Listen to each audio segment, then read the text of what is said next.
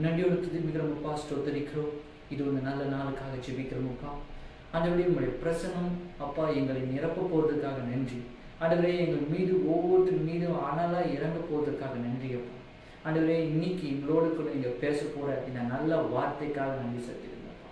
ஆண்டவரே, கேட்கிறவர்கள் பலவிதமான சூழ்நிலைகளும் பலவிதமான வேதனைகள், கஷ்டங்களில், கண்ணீரில் எவ்வளோப்பட்ட சூழ்நிலைகள் அவர் இதை கேட்டுக்கொண்டிருந்தார், பார்த்து கொண்டிருந்தார். அப்பா, உங்களுடைய வார்த்தை அந்த சூழ்நிலை இப்போது இந்த நேரத்தை அதை மாற்றி அமைக்க போகுதப்பா. அவர் எவ்வளோ துயரத்தில் இருந்தாலும் ஆண்டவரே, இது இந்த சத்தியம் ஆண்டவரே, நீர் அவளோடு பேச போகிற உங்களுடைய வார்த்தை அந்த சூழ்நிலையை மாற்றி அமைக்க போவதற்காக நன்றி செலுத்துகிறோம் அப்பா. நீர் இறங்கி கிரியை செய்யுங்க ஒவ்வொரு வாழ்க்கையிலும் அப்பா. நீங்கள் இறங்கி அவருடைய வாழ்க்கையை புதுப்பித்து முடியும். ஆண்டவர், மீதியான அனைத்து நேரத்தும் உடைய கருத்தை ஒப்படைக்கிறோம். நீர் பொறுப்பெடுத்துக்கொள்ளுங்க. இயேசு நாமத்தில் ஜெபிக்கிறோம் என் ஜீவனால பிதாவே. Amen. Welcome to David GC podcast. நான் உங்கள் ரஞ்சித். எல்லோருக்கும் பேசலாம். பாருங்கள், நம்ம தொடர்ந்து பலவிதமான சீரீஸை தொடர்ந்து நம்ம பார்த்து கொண்டு வந்தோம். பல காரியங்களை நான் தொடர்ந்து பேசினேன். ஸோ இனி ஒரு நியூ சீரீஸ் ஸ்டார்ட் பண்ண போகிறோம். Living in faith. விசுவாச வாழ்க்கை மிக முக்கியமான ஒரு பகுதி. கேட்டீங்களா? பலவிதமான நீங்கள் இருக்கலாம், காரியத்துக்குள்ள இருக்கலாம். ஆனால் வாழ்க்கைக்கு மிக முக்கியமான அவசியமான ஒன்று விசுவாசம். விசுவாசிக்காம பாருங்க, நீங்கள் விசுவாசிக்காமல் உங்கள் வாழ்க்கையை நீங்கள் அடுத்த அடி எடுத்து வைக்கவே முடியாது. ஸோ விசுவாசம் மிக முக்கியமான ஒன்றாக இருக்கிறது. கேட்டீங்களா? அப்போது இது குறித்து நம்ம கொஞ்சம் தூர்ந்து கவனிக்கணும் பாருங்க. நம்ம பல இடங்களில் கவனிக்காமல் போயிடுறோம். அதை குறித்து நீங்கள் நம்ம பல காரியங்களை பார்த்து போகணும். பல காரியங்களை இன்னைக்கு நான் பேச விரும்புகிறேன். ஸோ விசுவாசத்தை குறித்து அது என்ன செய்கிறது, அது எப்படிப்பட்டதாக இருக்கிறது, அதோடைய ஒரு மனுஷனுடைய வாழ்க்கையில் விசுவாசம் வேலை செய்யும் போது, அது செயல்படும் போது அது என்ன மாதிரி தாக்கத்தை ஒரு மனுஷனுடைய வாழ்க்கையில் ஏற்படுத்துகிறது என்ற பல காரியங்களை, பல சத்தியங்களை நம்ம பேச போகிறோம் தொடர்ந்து. ஸோ இன்னைக்கு முதல் காரியத்தை பார்க்கலாம். விசுவாசத்தை குறித்து நம்ம இன்னைக்கு பார்க்க போகிறோம். அதுக்கு முன்னாடி ஒரு காரியத்தை சொல்ல போகிறேன். ஸோ விசுவாசத்தினுடைய பெஸ்ட் டெஃபினிஷன் நீங்கள் பைபிள் எடுத்தீங்கன்னா எபிரேயர் 11:1 சொன்னான். எனக்கு தெரிஞ்சு பாருங்க, இதுதான் டாப் மோஸ்ட் டெஃபினிஷன். விசுவாசத்துக்கு நீங்கள் எங்கேயும் போய் கூகுள்லாம் பண்ண தேவையே இல்லை. பைபிள் தந்து எபிரேயர் 11:1 வாசித்தாவே அதுதான் பெஸ்ட் டெஃபினிஷன் பாருங்க. விசுவாசத்தை குறித்தும் நம்பிக்கை குறித்தும் அங்கே சொல்லப்பட்டது. ஸோ அதுதான் இன்னைக்கு நம்ம பார்க்க போகிறோம். அதுதான் நம்முடைய கோட் வேர்ஸ். ஸோ வாசிக்கலாம். எபிரேயர் 11:1.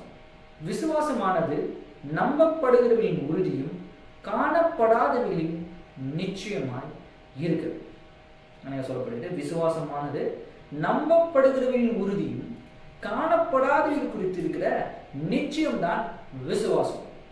இந்த முதல் அதிகாரத்தை இது ஆல்ரெடி பாருங்க, ஆடியோ பாட்காஸ்ட் இது குறித்து ஆல்ரெடி இந்த எபிரேயர் 11 குறித்து ஆல்ரெடி விசுவாசத்தை குறித்து ஒரு தொடர், நீண்ட தொடர் நம்ம பார்த்துருக்கோம். ஸோ இதுதான் நீங்கள் ஃபர்ஸ்ட் டைம் இதை பார்க்குறீங்கன்னா அதோடைய டிஸ்கிரிப்ஷன் அது லிங்க் கொடுக்குறேன். அந்த சீரீஸை நீங்கள் போய் கேளுங்க. அது ஒரு டைமென்ஷனில் விசுவாசத்தை குறித்து பேசியிருக்கோம். அது ஒரு மிகப்பெரிய சீரீஸ். அதோடைய டிஸ்கிரிப்ஷனில் லிங்க் கொடுக்க நீங்கள் அதை போய் பார்க்கலாம். ஆனால் அதை விட இன்னும் முக்கியமான காரியத்தை குறித்து பேச போகிறோம். இந்த முதல் வசனத்தை குறித்து இன்னும் ஆழமான சக்திகளை நான் பேச போகிறேன். தொடர்ந்து இன்னும் 3 நாட்கள் மேலே இது தொடர்ந்து ஒரு வசனத்தை குறித்து பல காரியத்தை நான் உங்களுடன் பேச போகிறேன். அது மிக முக்கியமான காரியம். இந்த ஒரு வசனத்தில் பாருங்க, 2 விதமான காரியத்தை சொல்லப்படுகிறது. என்னன்னா, விசுவாசமானது நம்பப்படுகிறது உறுதி. இங்க விசுவாசத்தை குறித்தும் பார்க்கப்படணும், நம்பிக்கையும் குறித்து பேசப்படணும். சரிங்களா? பலவேளை இது விசுவாசத்தை குறித்து சொல்லப்படுகிற ஒரு டெஃபினிஷனாக இருந்தாலும் அதை விட முக்கியமான ஒரு காரியம் இருக்குது, நம்பிக்கை குறித்தும் இங்கே ஒரு காரியங்கள் சொல்லப்பட்டிருக்கு. So before you going to see faith, you want to going to see the hope. மிக முக்கியம் நம்பிக்கை குறித்து நாம் முதலாவது இங்கே நம்ம பார்க்க போகிறோம். ஏன்னா பாருங்க, நிறைய நேரங்களில் இந்த நம்பிக்கை ஒரு மனுஷனுடைய வாழ்க்கையின் அடித்தளமான ஒன்றாக இருக்குது. It's is a foundation of our life, ரைட்டுங்களா? நம்பிக்கை இல்லாத மனுஷன் நீங்கள் பார்த்தீங்கன்னா நீங்கள் சிரிப்பீங்க. எதை குறித்து ஒரு நம்பிக்கை இல்லாத மனுஷன் நீங்கள் யாரா பார்த்துருக்கீங்க? பாருங்க, கிறிஸ்துவை அறியாதவங்க கூட இந்த நம்பிக்கை இல்லாமல் அவங்க வாழ்றதே இல்லை. ஏதோ ஒரு காரியத்தை குறித்து நம்புறாங்க. வெறும் கிறிஸ்தவர்களுக்கு மட்டும்தான் அந்த நம்பிக்கை பொருந்துன்னு கிடையாது. இயேசுவை அறியாத ஜனங்களும் இந்த நம்பிக்கை குறித்து இருக்கிறாங்க. பாருங்க, அவங்களுக்கும் ஏதோ ஒன்று ஒரு வாழ்க்கையை குறித்தும் எதிர்காலத்தை குறித்தும் ஒரு சின்ன ஒரு நம்பிக்கை இருக்கு பாருங்க. ஸோ நம்பிக்கை பாருங்க எல்லா மனுஷனுடைய ஒரு பேசிக் ஃபவுண்டேஷன், அடிப்படை ஒரு ஆதாரமான இருக்கிறது இந்த நம்பிக்கை. ஸோ நம்ம எபிரேயர் 11 முதலாம் வசனம் விசுவாசமானது நம்பப்படும் உறுதி என்று சொல்லப்படுகிறதுனால 2 காரியத்தை குறித்து பேசிட்டு, ஒன்று விசுவாசம், ஒன்று நம்பிக்கை. ஸோ நம்பிக்கை குறித்து முதல்ல பார்த்துருவோம். இன்னைக்கு நம்பிக்கை குறித்து தான் பேச போகிறேன். நம்மளுடைய நம்பிக்கை எப்படி இருக்கணும், அது யார் மீது இருக்கணும், அது எப்படிப்பட்டதாக இருக்குது என்பதை இன்னைக்கு விரிவாக பார்ப்போம். ஸோ நம்பிக்கை என்றால் என்ன? What is hope? ரைட்டுங்களா? நம்பிக்கை என்றால் என்ன? நம்பிக்கை என்பது நாம் எதிர்காலத்தில் நடக்க விரும்புவதை எதிர்பார்த்து கொண்டிருக்கிற ஒரு காரியம்தான் நம்பிக்கை. மீண்டும் சொல்றேன், நம்பிக்கை என்பது நம்ம எதிர்காலத்தில் நடக்க விரும்புவதை எதிர்பார்த்து கொண்டிருப்பது தான் இந்த நம்பிக்கை. எக்ஸ்பெக்டேஷன் சொல்லுவாங்க. hope is looking forward to what could happen in my future. ஏதோ என்னுடைய எதிர்காலத்தில் ஏதோ ஒரு காரியத்தை, நான் விரும்புகிற காரியத்தை எதிர்பார்த்து கொண்டிருக்கிறேன், இது நடக்கணும்னு நான் எதிர்பார்த்து கொண்டிருக்கிறேன், அதுதான் நம்பிக்கை. எப்பவுமே அது பாருங்க, நம்பிக்கை எப்பவுமே ஃபியூச்சர் டென்ஸ் சொல்லுவாங்க. எப்பவுமே இந்த எதிர்காலத்தை சம்பந்தப்பட்டதாகவே தான் இந்த நம்பிக்கை இருக்கும். அப்போ நம்பிக்கை என்றால் என்ன? என்னுடைய எதிர்காலத்தில் நான் நடக்க விரும்புவதை எதிர்பார்த்து கொண்டிருக்கிறேன். ஸோ அதுதான் நம்பிக்கை. ஸோ நம்பிக்கை பாருங்க, 2 விஷயத்திலிருந்து பார்க்க போறோம். ஒன்று உலக ரீதியான நம்பிக்கை, இன்னொன்று வேதம் என்ன நம்பிக்கை குறித்து சொல்லுகிறது என்பதை பார்க்க போறோம். மிக முக்கியம். ஸோ கொஞ்சம் கவனிங்க. நம்பிக்கையை 2 விதத்துல பார்க்க போறோம். ஒன்று உலகம் எப்படி அதை பார்க்குது, ஒன்று பைபிள் எப்படி அதை சொல்லுது. ஸோ உலகம் எப்படி அதை நம்பிக்கை பார்க்குது பாருங்க. நம்பிக்கை பொதுவாக உலக ரீதியா எப்படி இருக்குன்னா நிச்சயமற்ற தன்மையா இருக்குது, இல்லைன்னா சந்தேகத்தை குறிக்கிறதா இருக்கிறது.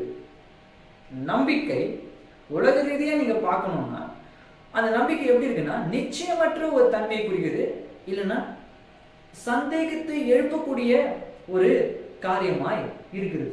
அப்போ உலக ரீதியான நம்பிக்கை ஒரு நிச்சயமற்றதாகவும் சந்தேகத்தை எழுப்புவதாகவும் இருக்கிறது.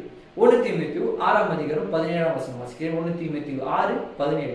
இவ்வுலகத்திலே ஐஸ்வர்யம் உள்ளவர்கள் இருப்பானான சிந்தை உள்ளவர்களாய் இருக்காமல், அதாவது இருமனம், 2 மைண்ட் இருக்கு, டபுள் மைண்ட்ன்றாங்க ஆங்கிலத்தில், இருமனம் உள்ள சிந்தை உள்ளவர்களாய் இருக்கிறார்கள். இப்போ இந்த உலகத்தில் இருக்கிற ஐஸ்வர்யவான் கொடுத்து இந்த அதிகாரம் இந்த 17-18 வசனங்கள் தான் ஐஸ்வர்யவானை கொடுத்து தான் பேசப்படுறது. ஆனால் இங்கே ஒரு வசனம் வருது பாருங்க, இருமனமான சிந்தை உள்ளவர்கள். பாருங்க, இந்த உலக ரீதியான நம்பிக்கை வைக்கிறவங்க, இந்த உலகத்தில் இருக்கிறவங்க, அவங்களுடைய நம்பிக்கை எப்படி இருக்குன்னா பாருங்க, ஒரு எப்படி சொன்னா அந்த நம்பிக்கை எப்படி இருக்கு, நிச்சயம் மட்டும் தான் இருக்கு, இல்லைன்னா பாருங்க சந்தேகத்தை எழுப்பக்கூடிய இருக்கு. அதாவது எப்படின்னா டபுள் மைண்டடா இருக்கு. நான் ஈஸியாக ஒரு எக்ஸாம்பிள் சொல்றேன் பாருங்க. I will hope I will be success. நான் வெற்றி பெறுன்னு நம்புறேன் brother. I will get job. எனக்கு வேலை கிடைக்கும்னு நம்புறேன். I hope I will soon I get married. எனக்கு அது சீக்கிரத்தில் கல்யாணம் ஆகும் நான் நம்புறேன். பார்த்தீங்க பாருங்க, எனக்கு வேலை கிடைக்கும் நான் முழுசா நம்புறேன் அப்படின்னு சொல்றதில்ல, நான் நம்புறேன். ஆங்கிலத்தில் அருமையாக வருது, தமிழில் அது பஞ்சா இல்லை, பட் ஆங்கிலத்தில் கரெக்டாக இருக்கு. I will hope that I will succeed. எனக்கு நான் வாழ்க்கையில் ஜெயிப்பேன்னு நம்புறேன். பட் எல்லாரும் நம்புறாங்க, நான் நம்புறேன். ஜெயிப்போன்னு முழு நிச்சயம் கிடையாது, ஒரு விதமான சந்தேகத்துக்குரியதான நம்பிக்கையாக இருக்கிறது இந்த உலக நம்பிக்கை. ஜெயிச்சிருவேன் தெரியல பிரதர், எப்படியாவது பாஸ் ஆயிடுவேன் நான் நினைக்கிறேன், நம்புறேன், பார்க்கலாம். எப்படியாவது எனக்கு கல்யாணம் ஆயிடும் நான் நம்புறேன், பார்க்கலாங்க. எப்படியாவது எனக்கு ஒரு நல்ல வேலை கிடைக்கும்னு நான் பார்க்குறேன், நம்பலாம். பாருங்க, இந்த உலகத்தின் ரீதியான நம்பிக்கை பல வேலைகளை நாமும் இதை சொல்லியிருக்கோம். கேட்டுங்க, I hope to get good job, நல்ல வேலை கிடைக்கும் நான் நம்புறேன், பார்க்கலாம். நிறைய பேர் சொல்லியிருக்கீங்களா? சிரிக்கிறீங்க. பல வேலை நம்ம சொல்லியிருக்கோம் இல்லைங்களா? பல வேலை நம்ம சொல்லியிருக்கோம், நம்புறேன் பிரதர், நடக்கும் நம்புறேன், அந்த காலேஜில் சீட்டு கிடைக்கும் நம்புறேன், ப்ரேயர் பண்ணியிருக்கேன், பார்க்கலாம். பாருங்க, ஒரு முழு நம்பிக்கை இல்லை. ஆனால் இந்த உலக ரீதியான நம்பிக்கை அப்படிதான், முழுமையான ஒரு நம்பிக்கை இந்த உலக ரீதியான நம்பிக்கையில வைக்க முடியாது. ஆனால் வேதம் நம்பிக்கை குறித்து என்ன சொல்லுகிறது பாருங்க, வாசிக்கலாம். வேதம் எப்படி நம்பிக்கை குறித்து சொல்லுதுன்னா அதை விளக்க சொல்லுறேன். எதிர்காலத்தில் தேவன் நமக்கு வாக்களித்ததை பெற்றுக்கொள்வதற்கான உறுதியான மற்றும் நம்பிக்கையான எதிர்பார்ப்பை கொண்டதுதான் பைபிள் நமக்கு சொல்ற நம்பிக்கை. என்னங்க, எதிர்காலத்தில் கர்த்தர் நமக்கு வாக்களிக்கிறது அந்த வாக்கு தத்துவத்தை நம்ம 100 மடங்கு பெற்றே தீர போறோம். அதை பெற்றே கொள்வேன்ன்றது நம்புவதுதான் வேதம் நமக்கு கற்பிக்கின்ற நம்பிக்கை. உலகத்தின் நம்பிக்கை எப்படி இருக்குன்னா நிலையற்றதா இருக்கு, அடிக்கடி சந்தேகத்தை எழுப்பக்கூடியதா இருக்கு. ஆனா இந்த நம்பிக்கை, வேதம் நமக்கு கற்பிக்கிற நம்பிக்கை எப்படி இருக்குன்னா, தேவன் எனக்கு என்னெல்லாம் என்னோட வாழ்க்கையில வாக்கு பண்ணியிருக்கிறாரோ அதெல்லாம் நிறைவேற்றே தீர்வார் என்பதை 100 மடங்கு நம்ப வைக்கிறது வேதம் நமக்கு கற்பிக்கின்ற நம்பிக்கை. எபேசியர் 6ஆம் அதிகாரம் 19ஆம் வசனம். எபேசியர் 6:19. அந்த நம்பிக்கை நமக்கு நிலையும் உறுதியும் திரைக்குள்ளாய் போகின்றமான ஆத்துமா நங்கூரமாய் இருக்கிறது சொல்லப்படுகிறது. அந்த நம்பிக்கை எந்த நம்பிக்கை? இயேசு மீது நாம் வைக்கிற நம்பிக்கை நமக்கு நிலையும். உலக நம்பிக்கை எப்படி இருக்கு சொன்னேன், நிலையற்றதுன்னு சொன்னேன். ஆனா இங்க நம்பிக்கை பாருங்க, இயேசு மீது நம்ம வைக்கிற நம்பிக்கை எப்படி இருக்கு பாருங்க, நிலையும் உறுதியும் திரைக்குள்ளாய் போகின்ற ஆத்துமா நங்கூரமாய் இருக்கிறது. இங்க எபேசியர் மிக முக்கியமான ஒரு காரியத்தை குறிப்பிடுறாங்க, அதுதான் இந்த நங்கூரம். நம்பிக்கை குறித்து சொல்லும் போது இந்த எபேசியர் அதிகாரத்துல நங்கூரத்தை குறித்தும் பேசப்படுது. பாருங்க, இந்த நங்கூரம் பாருங்க, கடல்ல போடப்படுகின்ற, கடல்ல இருந்து ஒருவேளை வானிலை மோசமா இருக்கிற நேரத்துல புயல் அடிக்கும் போது நங்கூரத்தை அங்க கடலுக்குள்ள வீசுறாங்க. கரெக்டுங்களா? வானிலை எல்லாம் நல்லா இருக்கும் போது அவங்க வீசல, வானிலை சில மோசமான நேரிடும் போது, புயலோ இல்ல கப்பல் ஸ்டெபிலிட்டி இழக்கும் போது இந்த நங்கூரத்தை அவங்க பயன்படுத்துறாங்க. கரெக்டுங்களா? அப்ப மிக முக்கியமான அவசியம், ஒரு கப்பலுக்கு நங்கூரம் மிக முக்கியமான அவசியம். கரெக்டுங்களா? கடினமான சூழ்நிலை இந்த நங்கூரம் தேவைப்படுது. ஏன் இந்த நங்கூரம் ஒரு கப்பலுக்கு தேவைப்படுதுன்னா, அதனுடைய நிலையையும் அதனுடைய ஸ்டெபிலிட்டி, அதனுடைய உறுதித்தன்மையும் இந்த நங்கூரம் பாதுகாக்குது. அவங்க கடல்ல அந்த நங்கூரத்தை போடும்பொழுது, அதை வீசும் பொழுது அந்த கப்பலுக்கு அது அசைக்கப்படாத ஒரு உறுதியும் நிலைத்தன்மையும் அந்த கப்பலுக்கு தருது. கரெக்டுங்களா? அப்போ இங்க எபிரேயர்ல 6ஆம் அதிகாரம் 19ஆம் வசனத்துல ஆத்துமா நங்கூரம் நம்பிக்கை குறித்து சொல்லும் போது ஆத்துமா நங்கூரம் என்று இங்க குறிப்பிடுறாங்கல்ல. அப்ப ஏன் இந்த ஆத்துமா நங்கூரம் என்று அவர்கள் சொல்றாங்கன்னா, இங்க கப்பல்ல பாருங்க, அவங்க ஸ்டெபிலிட்டி இழக்கும் போது, அவங்க கொஞ்சம் அந்த எதிர்மறையான சூழ்நிலைகள், வானிலை மோசமாகும் போது, காலங்கள் மோசமாகும் போது, அந்த கப்பலை நிலையா வைக்க அந்த நங்கூரத்தை கடலுக்குள்ள வீசுறாங்க. கொஞ்சம் கவனிங்க, அந்த கப்பல் அசையுது பாருங்க, அந்த கப்பல் அசையுது, அதை சரி பண்ண, அதை நிலைநிறுத்த அந்த நங்கூரத்தை கடல்ல வீசுறாங்க. ஆனா அதே மாதிரிதான் என்னுடைய வாழ்க்கையில சில நேரங்கள் மோசமான சூழ்நிலைகள், எதிர்மறையான சூழ்நிலைகள், வேதனை மிக்க சூழ்நிலைகள், கஷ்டமான சூழ்நிலைகள் எதிர்கொள்ளும் போது என் வாழ்க்கையில நான் எங்க நங்கூரத்தை வைக்கிறேன்னா, பரலோகத்தில் இருக்கிற என் இயேசு கிறிஸ்து மீது என் நங்கூரத்தை வைக்கிறேன். என் நம்பிக்கையான நங்கூரத்தை எங்க போடுறேன்? அங்க போடுறேன். அவங்க கடல்ல வீசுறாங்க, நான் எங்க வீசுறேன்? பரலோகத்தில் இருக்கிற இயேசு கிறிஸ்து மீது என் நம்பிக்கையான ஆத்துமா நங்கூரத்தை நான் வைக்கிறேன். கேட்டீங்களா? ஆத்துமா நங்கூரத்தை வைக்கிறேன். அதனால்தான் தாவீது சொன்னார் சங்கீதம் 71:5, சிறு வயது தொடங்கி என் நம்பிக்கையாய் இருக்கிறீர் என்று தாவீது அவருடைய வசனத்தை குறிப்பிடுறார். சங்கீதம் 71:5 வாசிக்க நேரம் இல்லை, அது ஒரு அரை வசனம், அது பின்பகுதியில் வரும். என்னுடைய சிறு வயது தொடங்கி என் ஒரே நம்பிக்கை இயேசு. பாருங்க, சில நேரங்களில் வாழ்க்கை மோசமா இருக்கு, கடினமா இருக்கு, நம்ம நினைச்ச மாதிரி நம்முடைய வாழ்க்கையை நம்ம நகர்த்த முடியல, மிக எதிர்மறையான சூழ்நிலைகள் எழும்புது, அதிகமான கஷ்டத்துக்குள்ள நம்ம தள்ள போறோம், நிலையான ஒரு வாழ்க்கை இல்லாத போல இருக்கு, நம்பிக்கையற்ற ஒரு வாழ்க்கை இல்லாத போல மாறுது. ஆனா என் நம்பிக்கையான நங்கூரத்தை நான் எங்க போட போறேன்னா, கிறிஸ்து இயேசு மீது என் நம்பிக்கை வைக்க போறேன். நான் அங்க போடும் பொழுது, அவர் மீது என் நம்பிக்கை வைக்கும் போது அசைக்கப்பட முடியாததெல்லாம் பாருங்க நிலையா நிற்கும். யாரெல்லாம் சொன்னா அவங்க வாழ்க்கையை ஈஸியா அசைத்துலாம் சொன்னான்னா அசைக்க முடியாது. ஏன்னா என் நம்பிக்கையான நங்கூரம் என் இயேசு கிறிஸ்துவின் மீது இருக்கிறது. அது எப்படிப்பட்ட புயலை நான் சந்திச்சாலும், எவ்வளவு பெரிய கஷ்டத்தை சந்திச்சாலும், வியாதியை சந்திச்சாலும், எதிர்மறையான சூழ்நிலை சந்திச்சாலும், சாத்தியமற்ற சூழ்நிலை நான் சந்திச்சாலும், என் நம்பிக்கையான நங்கூரம் இயேசு கிறிஸ்துவின் மீது இருக்கு. கரெக்டுங்களா? அவங்க கடல்ல வீசுறாங்க, நான் கர்த்தர் மீது என் நம்பிக்கையான நங்கூரத்தை வைக்கிறேன். கரெக்டுங்களா? நம்பிக்கையான நங்கூரத்தை வைக்கிற மிக முக்கியம். 1 கொரிந்தியர் 13ஆம் அதிகாரம் 13ஆம் வசனம்.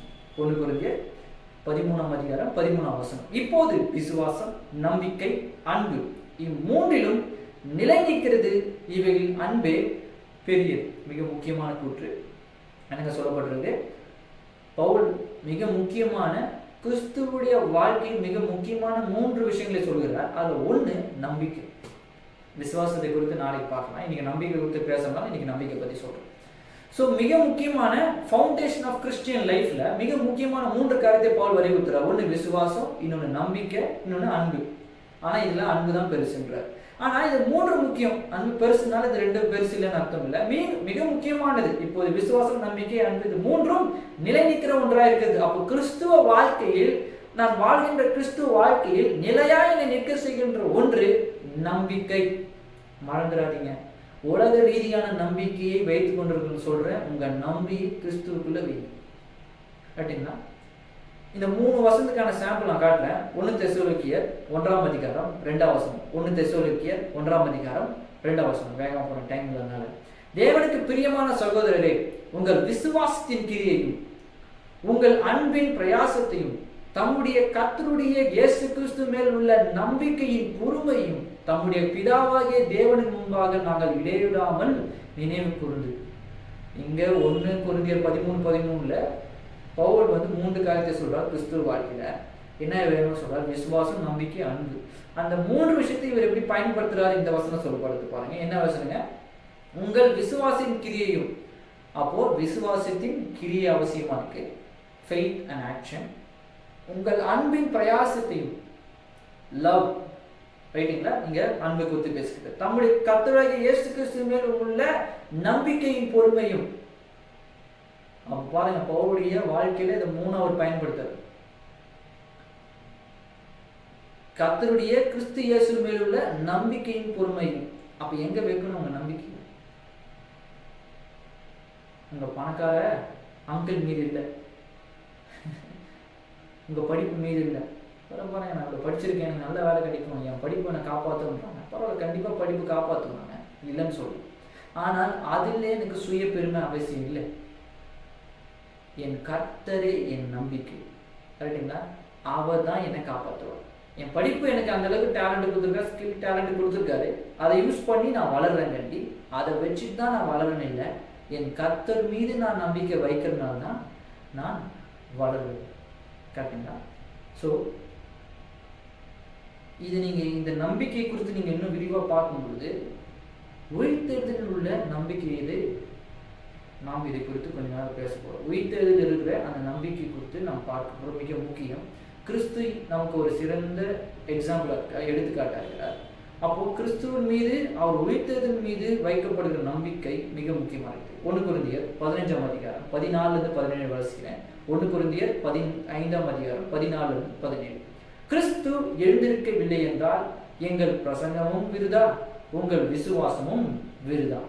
மரித்தோர் உயிர்த்தெழாவிட்டால் தேவன் எழும்பாத கிறிஸ்துவை அவர் எழுப்பினார் என்று நாங்கள் தேவனை குறித்து சாட்சி சொல்வதனால் தேவனுக்கு பொய் சொல்கிறவர்களாக காணப்படுகிறோமே. மரித்தோர் உயிர்த்தெழாவிட்டால் கிறிஸ்துவும் எழுந்திருக்கவில்லை. கிறிஸ்து எழுந்திராவிட்டால் உங்கள் விசுவாசம் வீணாயிருக்கும், நீங்கள் இன்னும் உங்கள் பாவங்களுக்குள் இருப்பீர்கள். இயேசு மரித்தொழுந்து எழவில்லை என்றால், அவர் உயிர்த்தெழவில்லை என்றால், இந்த உயிர்த்தெழுத தேவன் மீது என் நம்பிக்கை எப்படியா இருந்திருக்கும்?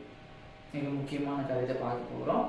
இயேசு மரித்தொழுந்து உயிர்த்தெழவில்லை என்றால் இந்த இயேசு கிறிஸ்து மீது நான் வைத்திருக்கிற நம்பிக்கை எப்படிப்பட்டதா இருக்கும் பாருங்க. இப்போ இயேசு கிறிஸ்து மரித்தோரிலிருந்து எழும்பவில்லைன்னா, உயிர்த்தெழலைன்னா, மரணம் அவர் மீது அதிகாரம் கொண்டிருக்கும், அவரை தோற்கடித்திருக்கும். கரெக்டுங்களா? இயேசு மரித்தோரிலிருந்து உயிர்த்தெழலைன்னா மரணம் அவர் மீது அதிகாரம் கொண்டிருக்கும், அவரை தோற்கடித்திருக்கும். இப்போ இயேசுவின் மீது மரணம் அதிகாரம் கொண்டிருந்தா இயேசு கடவுளாக இருக்க முடியாது. அப்போ இயேசு கடவுள் இல்லை என்றா என்ன இருக்குங்க? இயேசு கடவுள் இல்லைன்னா அப்போ அவர் என்னுடைய பாவங்களுக்கு முழுமையாக பலியாக முடியாது. ரைட்? இப்போ என் பாவங்கள் முழுமையாக பலியாகவில்லைன்னா எனக்கு ரட்சிப்பு இல்லை. கேள்விப்பா, மரணம் இயேசு மீது அதிகாரம் கொண்டிருந்தா, அவரை தோற்கடிச்சிருந்தா இயேசு கடவுள் இல்லை. இயேசு கடவுள் இல்லை என்றால் என்னுடைய எல்லா பாவங்களும் முழுமையாக பலியாக முடியாது. அப்ப என்னுடைய முழு பாவமும் பலியாகலைன்னா என்னுடைய ரட்சிப்பு எனக்கு இல்லை. பாருங்க, இதனால்தான் பவுல் 19ஆம் வசனத்தை சொல்றார். 1 Corinthians 15:19, இம்மாத்திரம் நாம் கிறிஸ்துவின் மேல் நம்பிக்கையுள்ளவர்களாய் இருந்தால் எல்லா மனுஷர்களை பார்க்கிலும் பிரதிபாலம், அதாவது பரிதாபமா இருந்திருப்போன்ற, அதான் அந்த வசனம் சொல்லப்பட்டது. நாம் கிறிஸ்துவின் மேல் நம்பிக்கையுள்ளவர்களாய் இருந்தால், நம்பிக்கை இல்லாம போயிருந்தா நம்ம எல்லாமே என்ன இருப்போம்? ஒரு பரிதாபமான நிலைக்குள்ள தள்ளப்பட்டவர்களாய் இருப்போம். அப்ப இந்த உயிர்த்தெழுதல் இயேசு எனக்கு ஒரு நம்பிக்கையின் பலனாய் இருக்கிறார். யோவான் 11ஆம் அதிகாரம் 23-27 வசனம் வாசிக்க நேரம் இல்லை. பாருங்க, மார்த்தாள் தன்னுடைய சகோதரன் லாசரு மரித்த பின்பு இயேசு வருகிறார். அப்ப இயேசு கேட்கிறார், உன் சகோதரன் உயிர்த்தெழுவான் என்று நம்புறியான்னு இயேசு கேட்கிறார். அதுக்கு மார்த்தா என்ன சொல்ற பரிதலை பாருங்க, 24 மட்டும் வாசிக்கிறேன். உயிர்த்தெழுதல் நடக்கும் கடைசி நாளே அவனும் உயிர்த்தெழுப்பான் என்று அறிகிறேன் என்றார். உன் லாசரு உன்னுடைய மகன், என்னுடைய சகோதரன் உயிர்த்தெழுவான் நீ நம்புறேன்னு கேட்டதுக்கு நம்புறேன். எப்போ? கடைசி நாட்கள் உயிர்த்தெழுவு நடக்கும் போது நடக்கிற காரியமா இருக்குதுன்றார். அப்போ இயேசு சொல்வார், நானே உயிர்த்தெழுதலும் ஜீவனுமா இருக்கிறேன்றார். அப்போ மார்த்தா சொல்வார், ஆண்டவரே அதை நான் நம்புறேன்றார். நம்புற நிமித்தமாக மரித்திருந்த லாசரு எழுப்பப்படுகிறான். யார் மீது வைத்த நம்பிக்கை அந்த அசாத்தியமான சூழ்நிலை மாற்றப்பட்டது? கிறிஸ்து இயேசு மீது வைக்கப்பட்ட நம்பிக்கை. இப்போ இந்த கிறிஸ்து மரித்தொழுந்து எழுந்த நிமித்தமாக மரணத்தை இவர் ஜெயித்தார் என்பதை நான் நம்புறேன். அப்ப மரணத்தை இவர் ஜெயிக்க முடியும் என்றால் இந்த உலகத்தில் இருக்கிற அனைத்து சவால்களையும் இவரால் ஜெயிக்க முடியும். இவர் மீது என் நம்பிக்கை வைக்கும் போது என் எதிர்மறையான சூழ்நிலைகள், சாத்தியமற்ற சூழ்நிலைகள், சவாலாக நிறைந்திருக்கிற சூழ்நிலைகளை நான் லகுவாய் ஜெயிக்க முடியும். காரணம், இவர் மரணத்தையே ஜெயித்து எழுந்திருக்கிறார். அதனால்தான் இந்த உயிர்த்தெழுதலுடைய நம்பிக்கை குறித்து பவுல் விரிவா சொல்றாரு. அப்ப என்னுடைய நம்பிக்கை கிறிஸ்து இயேசுவில் மாத்திரமே இருக்குது. அது எப்படிப்பட்ட சூழ்நிலையா இருந்தாலும், எப்படிப்பட்ட எதிர்மறையான சூழ்நிலை இருந்தாலும், கஷ்டமான சூழ்நிலை இருந்தாலும், என் நம்பிக்கை கிறிஸ்துவுக்குள் இருக்கிறபடியால, கிறிஸ்துவுக்குள் வாழ்றபடியால, அது எவ்வளவு பெரிய சூழ்நிலையான கடினமான சூழ்நிலையா இருந்தாலும் என் நம்பிக்கையான நங்குரம் இயேசு மீது இருக்கு. உங்க நம்பிக்கை அவர் மீது வைங்க. ஒருவேளை இன்னைக்கு நம்பிக்கை இல்லாம இருந்தீங்கன்னா சொல்றவங்க நம்பிக்கையை இயேசு மீது வைங்க. அந்த சூழ்நிலை எவ்வளவு பெருசான இருக்கட்டும், அது எவ்வளவு உங்களை பயமுறுத்ததா இருக்கட்டும், உங்க பிள்ளையோட வாழ்க்கையில் அது முன்னேற முடியாமல் தடுக்கிற சூழ்நிலையா இருக்கட்டும், உங்கள் நம்பிக்கை ஆன நங்குரம் இயேசு மீதே வைங்க. இன்னைக்கு வைக்க ஆரம்பிங்க. இவர் உயிர்த்தெழுதல் மூலமாக மரணத்தை ஜெயித்தார். மரணத்தை ஜெயிக்கிறது மூலமாக இவர் தேவன், இவர் ஆண்டவர், இவர் ஒருவரே கடவுள் என்று நிரூபித்தார். இவர் கடவுளா இருக்கிறபடியால என்னுடைய அனைத்து பாவங்களுக்கு இவரே பலியானார். என்னுடைய அனைத்து பாவங்களும் இவர் பலியானனால எனக்கு ரட்சிப்பு, ஈவு கிடைச்சது. அதாவது ரட்சிப்பான பலன் எனக்கு கிடைக்கப்பட்டிருக்கு. அப்போ ஒருவரின் உயிர்த்தெழுதலின் நம்பிக்கை, அப்போ இந்த அதாவது இயேசு கிறிஸ்து உயிர்த்தெழுதலின் நம்பிக்கை பாருங்க எனக்கு ரட்சிப்பை உண்டாக்க காரணமா இருக்கு. பாருங்க, உங்கள் வாழ்க்கை மாறத்தக்க வல்லமை நீங்கள் வைக்கின்ற இயேசு மீது வைக்கின்ற நம்பிக்கை இருக்கு. எவ்வளவு பெரிய சவாலான சூழ்நிலையா இருக்கட்டும், உங்கள் நம்பிக்கை வைக்க கிறிஸ்துவே உங்கள் ஒரே நம்பிக்கையாகும். The Christ alone is the only hope. Bye bye. God bless you.